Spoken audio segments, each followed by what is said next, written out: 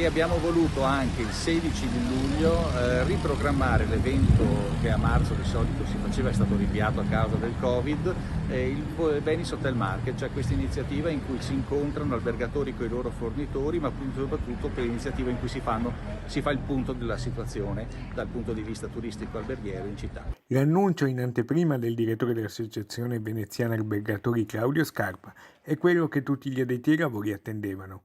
Scelto anche un luogo simbolo per la ripartenza. Lo faremo all'aeroporto insieme alla SAVE, che è il nostro partner su questa iniziativa, e quindi un'iniziativa forte che vedrà non soltanto i fornitori, gli albergatori, ma anche le compagnie aeree presenti. Venezia città aperta, e questo è il messaggio forte degli albergatori veneziani. La città è aperta, questo deve essere un messaggio che passa chiaro a tutti i turisti internazionali, e ad aiutarci ci sarà anche la SAVE, che grazie ai suoi rapporti internazionali ha anche riaperto l'aeroporto e quindi stanno arrivando anche voli un po' da tutto il mondo. I numeri confermano l'inizio della risalita. Dal 18 in poi hanno cominciato ad aprire a 10 alla volta gli alberghi, ormai siamo arrivati a quasi 150 alberghi aperti e quindi circa il 50% del totale. E penso che per il 1° di luglio arriveremo quasi a un 70-75% di alberghi aperti, e un'ultima pattuglia del 10% aprirà poi a settembre. Un'altra pattuglia di un 15% circa invece non riaprirà proprio, salterà l'anno e passerà all'anno successivo, alla primavera del 2021.